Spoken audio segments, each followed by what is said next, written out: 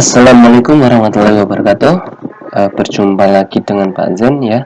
Karena keterbatasan waktu, akhirnya kita harus ini ya, bertatap muka tapi tidak langsung gitu ya. Jadi ini adalah materi tambahan untuk persiapan penilaian tengah semester ya.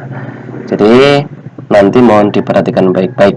Nah, yang pertama ini pesan saya ya, kalian harus bangga, selalu bangga menjadi warga negara yang baik. Ya, itu adalah jargon dari mata pelajaran PPKN itu. Oke.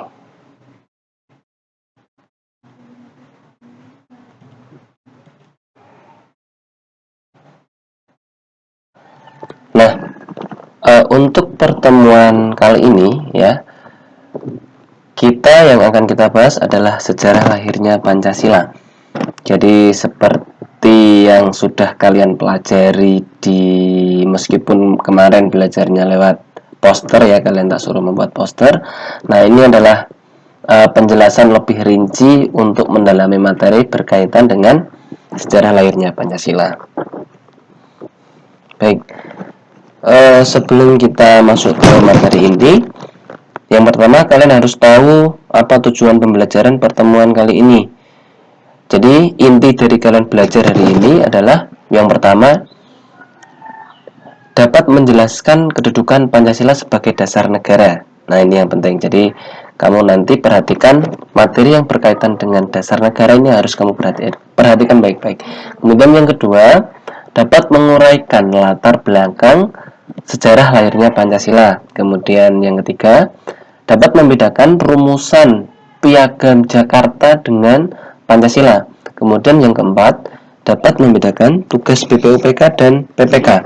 Ya, kalau kalian dibaca di buku BPUPKI dan PPKI gitu ya. Kemudian yang kelima, dapat menjelaskan proses penetapan Pancasila.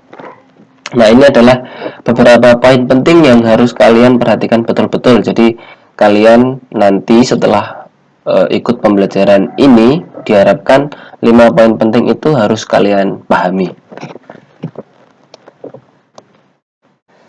Baik, sebelum saya berbicara lebih jauh mengenai materi yang akan kita bahas hari ini, yang pertama harus kalian pahami dulu apa sih itu Pancasila gitu kan. Pancasila berasal dari bahasa Sanskerta yang terdiri dari dua kata, yaitu panca yang artinya 5 dan sila yang artinya dasar, asas atau prinsip. Jadi Pancasila berarti 5 dasar atau 5 asas atau 5 prinsip. Kelima dasar, asas atau prinsip tersebut telah menjadi rumusan dan pedoman kehidupan berbangsa dan bernegara bagi seluruh rakyat Indonesia.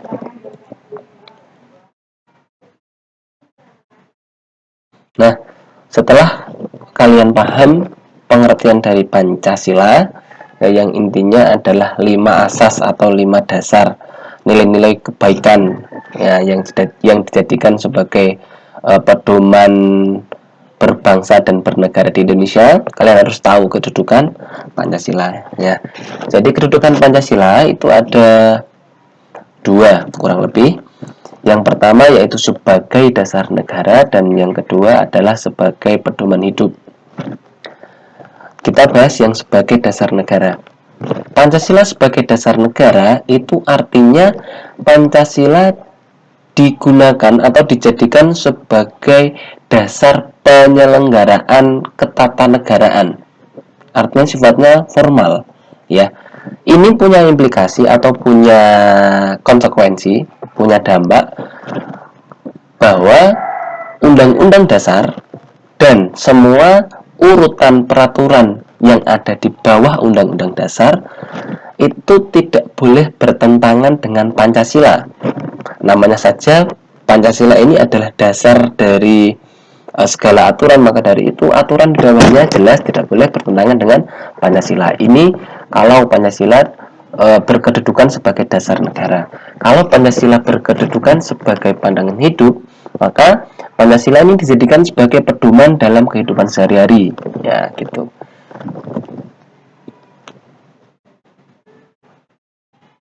Baik, setelah kita paham kedudukan, kita belajar lebih jauh mengenai latar sejarah lahirnya Pancasila. Jadi di sini dibagi menjadi beberapa periodisasi, ya. Yang pertama, masa sejarah awal, kemudian masa kerajaan, nanti kita belajar tentang bagaimana masa penjajahan, kemudian masa kebangkitan nasional, dan bagaimana perumusan Pancasila itu dilakukan, gitu ya. Oke, jadi nanti kita bahas bagaimana nilai-nilai Pancasila ini muncul di setiap masa sejarah yang sudah dibuat ini. Oke, masa sejarah awal. Jadi pada masa sejarah awal ini, pada masa purba, nilai-nilai Pancasila sudah mulai nampak dari beberapa peninggalan purba yang telah ditemukan. Jadi masa sejarah awal ini ketika Pancasila belum ada, ya. Jadi Pancasila belum ada, belum secara sah ada, hanya saja nilai-nilainya mulai muncul, ya, mulai dari nilai ketuhanan pada masa itu, pada masa orang belum mengenal apa namanya aksara, itu orang-orang sudah punya kepercayaan, meskipun kepercayaannya ini berbeda dengan agama yang mungkin sekarang dianut oleh bangsa Indonesia, ya. Jadi masih bersifat animisme dan dinamisme. Apa itu animisme, apa itu dinamisme, bisa kalian cari lebih lanjut, boleh di buku teks atau di internet. Kemudian yang berikutnya, masa kerajaan. Nah, masa kerajaan di Indonesia itu, kalau kita membahas kerajaan sangat banyak, ya.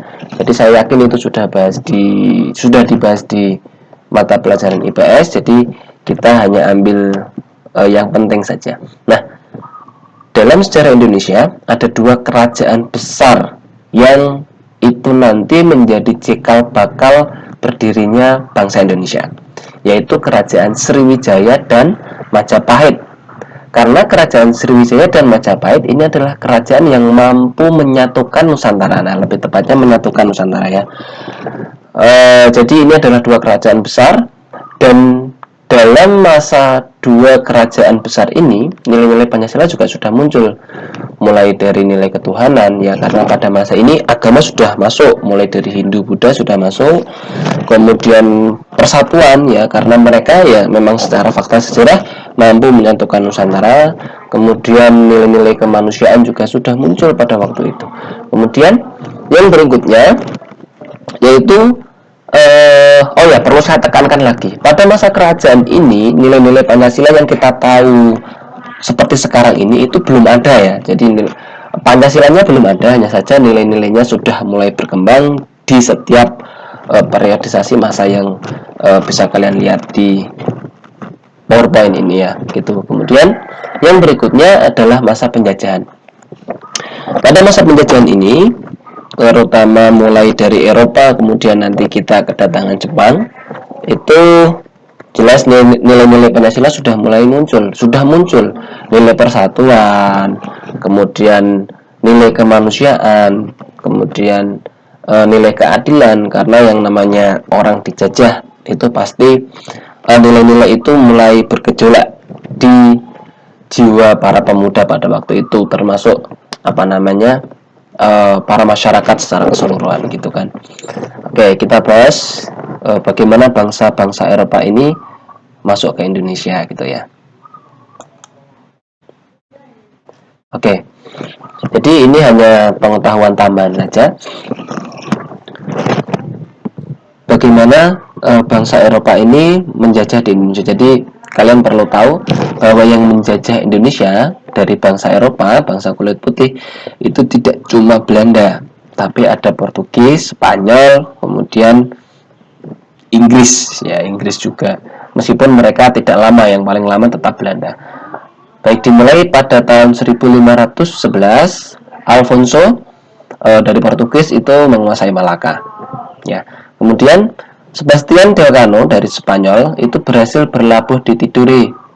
Nah, pada tahun 1521. Kemudian Jacob van Eyck, Jacob van Eyck pada tahun 1590 atau sekitar 1600-an itu berhasil mendarat di Maluku. Jadi mereka itu datang ke Maluku, kemudian menemukan apa yang mereka cari, yaitu rempah ya. Kemudian pada tahun 1602 itu VOC nanti didirikan. Nah, pada tahun 1602 ini karena VOC didirikan di Indonesia, secara fakta akhirnya Indonesia ini bisa dibilang mulai dijajah Belanda, gitu, kurang lebih seperti itu. Kemudian Henry Middleton sampai di Sumatera dan Banten pada tahun 1605 ya, mendarat di Ambon. Kemudian pada 1770 James Cook sampai di Batavia. Di Batavia itu di Jakarta. Kemudian 1808 Herman William Dendels diangkat menjadi gubernur jenderal. Kalian perlu tahu bahwa Herman William Dendels ini adalah salah satu tokoh yang kebijakannya sangat terkenal pada masa penjajahan di Indonesia. Nanti kalian tahu apa sih kebijakan William Dendels gitu ya, nanti kalian bisa cari tahu, besok nanti saya cek ya. Kemudian pada tahun 1811 perjanjian Tuntang ditandatangani. Nah, Nusantara ini berada di bawah kekuasaan Inggris, artinya Inggris juga pernah menjajah di Indonesia. Nah, nanti pada akhirnya setelah Belanda ini mengaku menyerah dengan Jepang, nah kita penjajahan mulai berubah dari Belanda ke Jepang, tepatnya pada tahun sekitar 1942 nanti Jepang datang ke Indonesia, gitu ya. Oke, ini saya kira cukup kita bahas ke bagaimana pendudukan Jepang di Indonesia.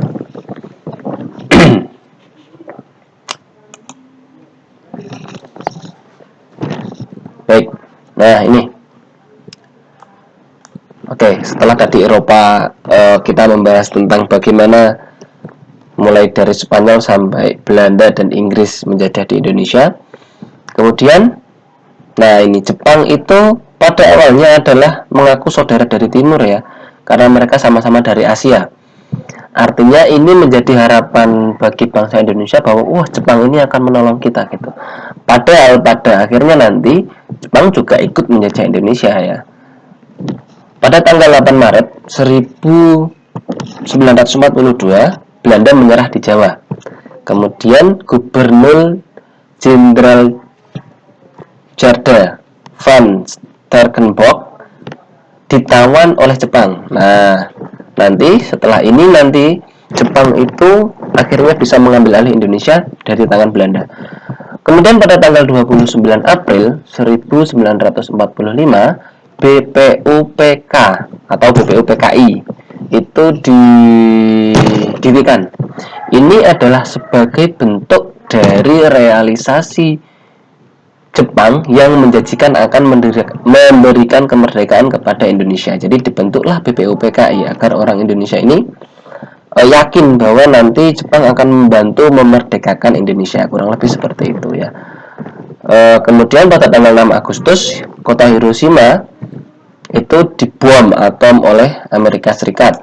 Kemudian pada tanggal 7 Agustus 1945 BPUPK dibubarkan. Kemudian didirikanlah PPKI. Nah, ini janji untuk memerdekakan Indonesia semakin jelas gitu kan. Kemudian pada tanggal 9 Agustus kota Nagasaki itu dijatuhi bom atom yang kedua oleh Amerika Serikat. Kemudian 12 Agustus Soekarno dan Muhammad Hatta, Rajiman Widyodiningrat bertemu dengan Marsekal Terauchi di darat Vietnam.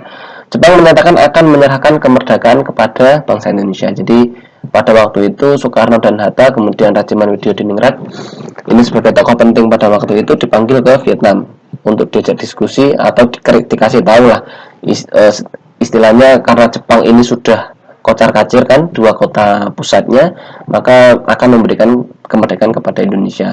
Kemudian pada tanggal 14 Agustus Soekarno dan Hatta, Rajiman Widyodiningrat kembali ke Indonesia. Sultan Syahrir mendesak Soekarno dan Hatta untuk memproklamasikan kemerdekaan Indonesia. Kemudian 15 Agustus Jepang menyerah tanpa syarat kepada sekutu. Ini setelah dua kota pentingnya dibom ya, Kemudian pada tanggal 15 Agustus Jepang ini menyerah kepada sekutu. Kemudian golongan muda mendesak Soekarno akan sesegera mungkin untuk memproklamasikan kemerdekaan.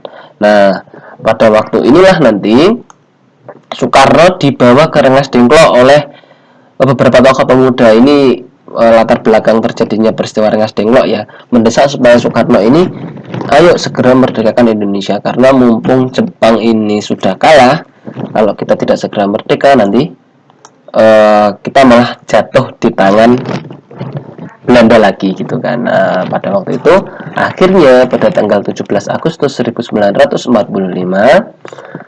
kita memproklamasikan kemerdekaan gitu ya. Tepatnya di Jalan Pegangsaan Timur nomor 56 Jakarta pukul 10 pagi.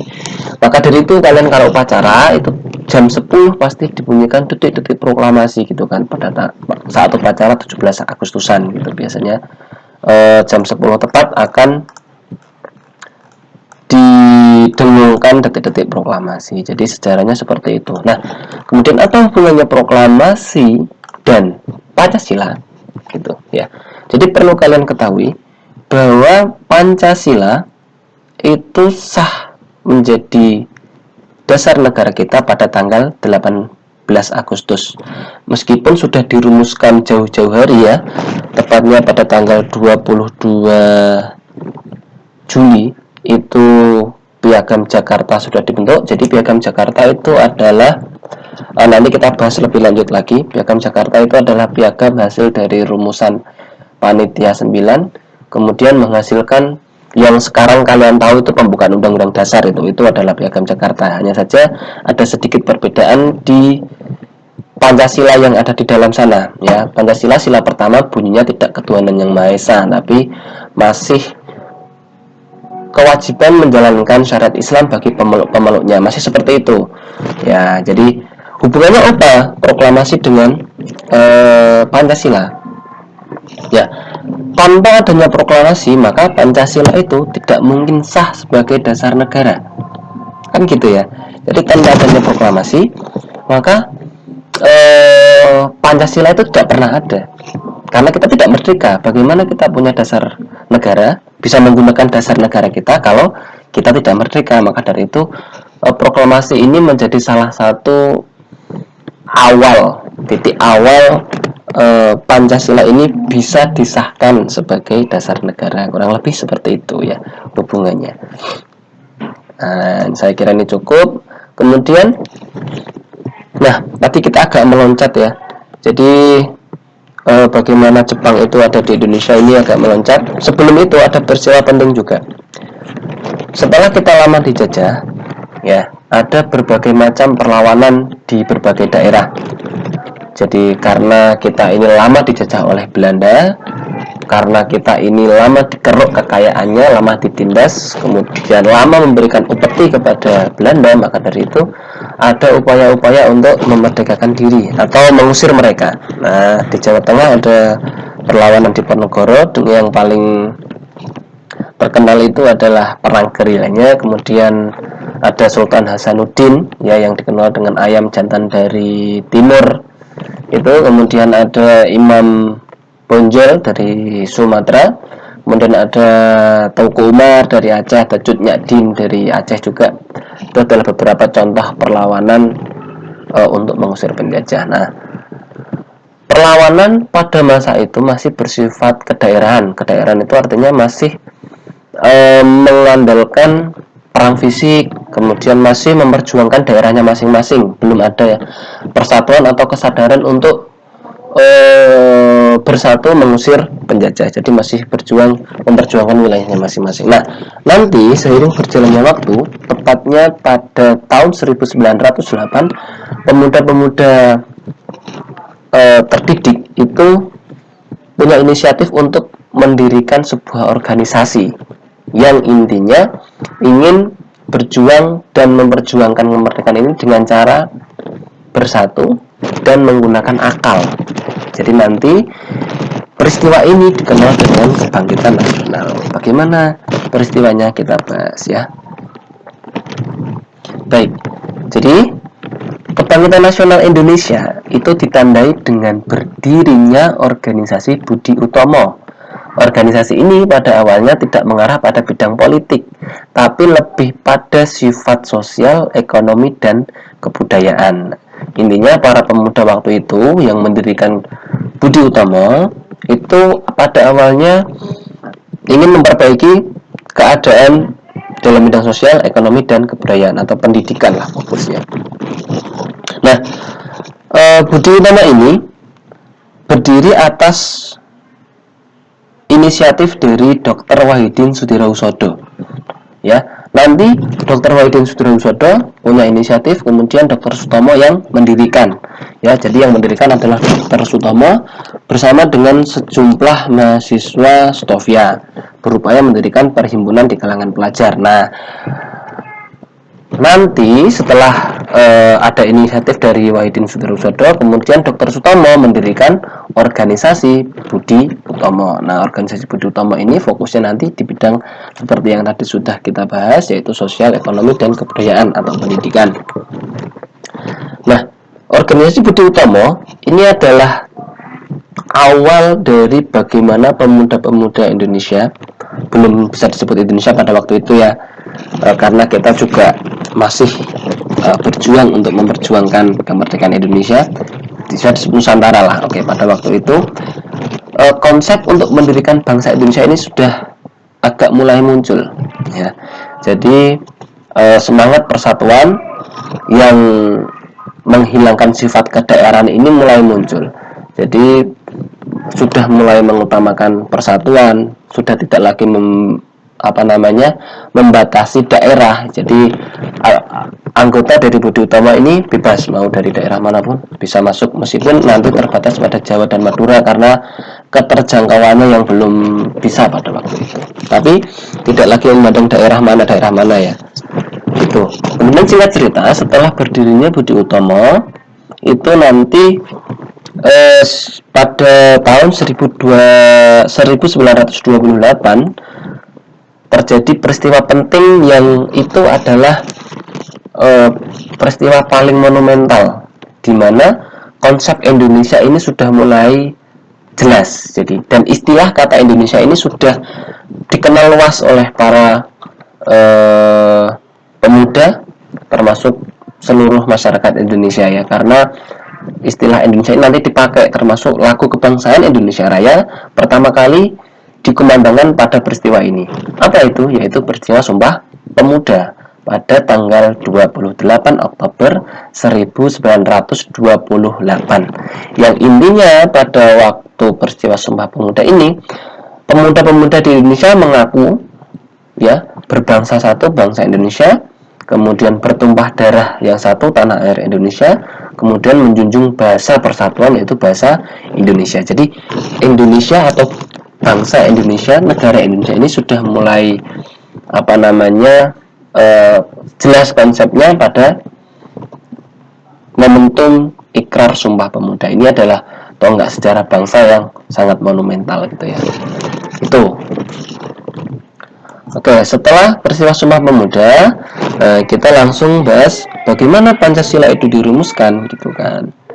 Oke. Baik. Ya. Perlu kalian ketahui bahwa hari lahir Pancasila itu diperingati pada tanggal 1 Juni. Kenapa kok 1 Juni?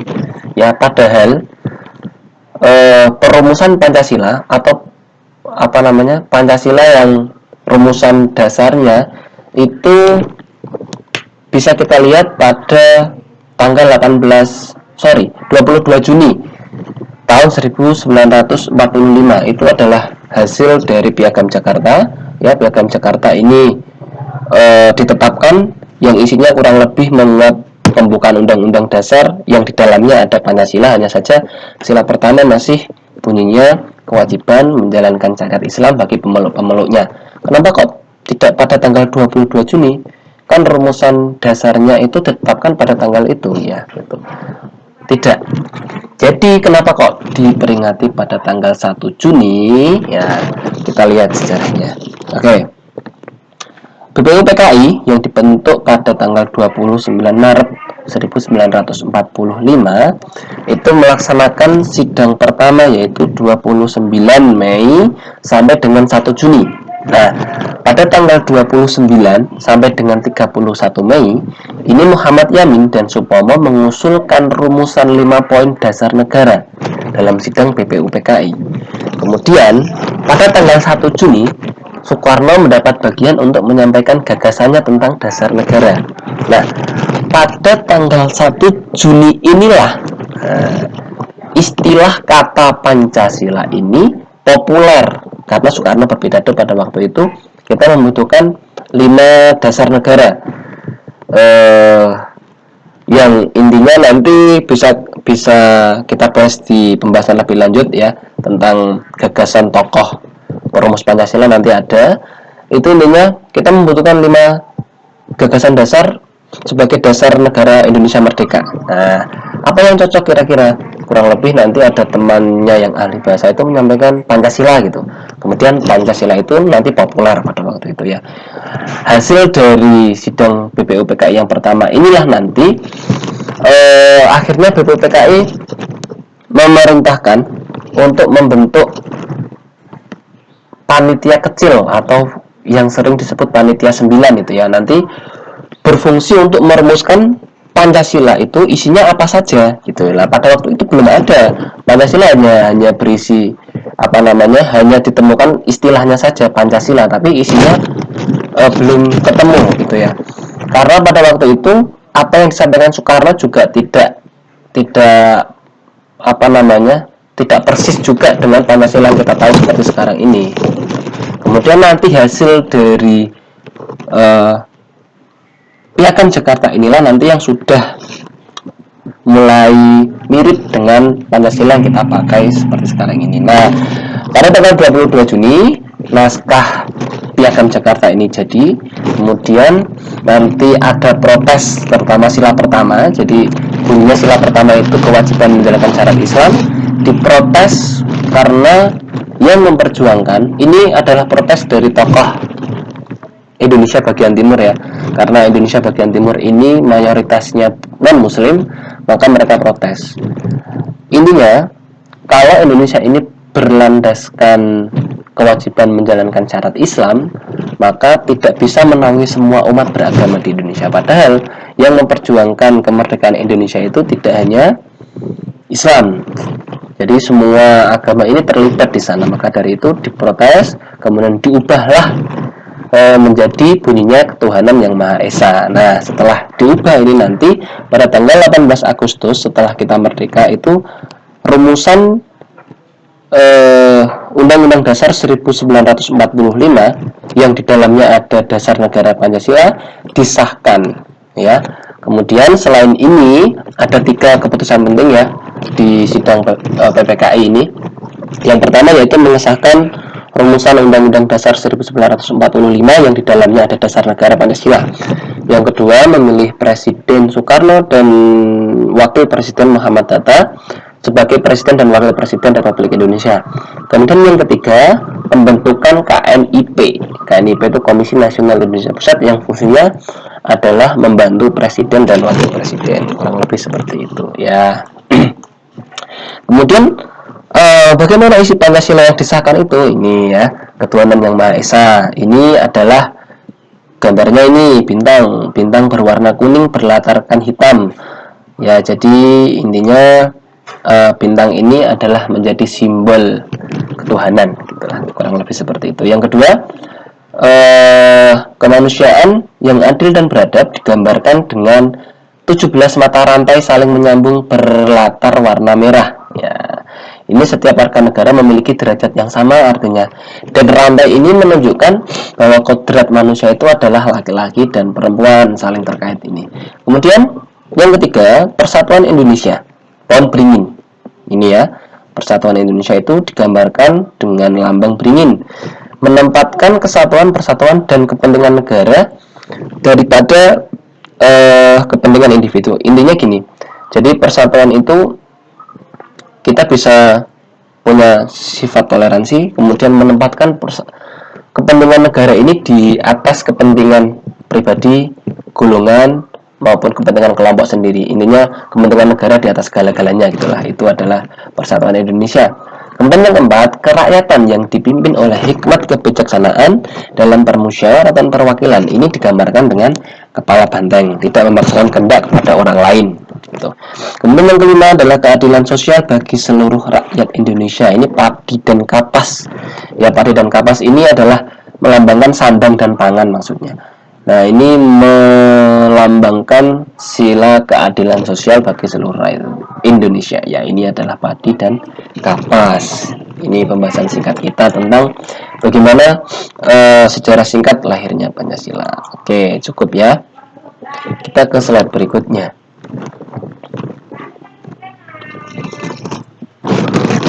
Nah, ini penting juga untuk kita bahas bagaimana peran BPUPKI dan PPKI ya. Jadi seperti tadi sudah kita singgung bahwa BPUPKI dan PPKI ini punya peran penting dalam proses perumusan dan penetapan Pancasila sebagai dasar negara. Oke, kita lihat. Nah, bagaimana sih peran PPKI dan BPUPKI gitu kan. Oke, pertama dari BPUPKI dulu. BPUPKI itu adalah kepanjangan dari Badan Penyelidik Usaha-Usaha Kemerdekaan Persiapan Kemerdekaan Indonesia atau sering dikenal BPUPKI. Secara istilah Jepang adalah Dokuritsu Junbi Chosakai. Kenapa kok Pak Jen sering mengatakan hanya BPUPK ya? Karena di sini tidak ada kata Indonesia di istilah Jepangnya. Hanya Badan Penyelidik Usaha-Usaha Persiapan Kemerdekaan gitu aja. Kemudian tanggal pembentukannya sebenarnya ini salah ini ya. Ini mohon dikoreksi. Nanti ini yang betul adalah pada tanggal 29 Maret 1945. Kemudian untuk merencanakan persiapan kemerdekaan Indonesia jumlahnya ada 67 orang. Ketuanya Rajiman Wijayadiningrat. Tugasnya menyelidiki dan mempelajari usaha-usaha persiapan kemerdekaan Indonesia gitu. Oh, mohon maaf, ini tanggal pembentukan BPUPKI yang tepat adalah 29 April 1945, bukan 1 Maret. 29 April 1945. Ini kurang pas ya. Masih menjadi perdebatan ini. Kemudian peran PPKI yaitu Panitia Persiapan Kemerdekaan Indonesia. Istilahnya di istilah Jepang itu Dokuritsu Junbi Inkai. Tanggal pembentukan 7 Agustus. Ini bertepatan dengan dibubarkannya BPUPK karena BPUPK ini tugas utamanya sudah selesai. Jadi tugas untuk merumuskan dasar negara, merumuskan hukum dasar itu sudah selesai, akhirnya dibubarkan. Kemudian digantilah menjadi PPKI. PPKI ini fungsinya untuk mempersiapkan apa saja yang diperlukan ketika mau memerdekakan sebuah negara gitu, kurang lebih seperti itu. Nah, ini sebagai wujud realisasi janji Jepang untuk memerdekakan Indonesia. Kemudian jumlah anggotanya ada 21 orang, diketuai oleh Soekarno. Tugasnya mempersiapkan pemindahan kekuasaan dari Jepang ke Indonesia gitu. Oke, ini saya kira cukup. Kita lanjut ke slide berikutnya. Baik.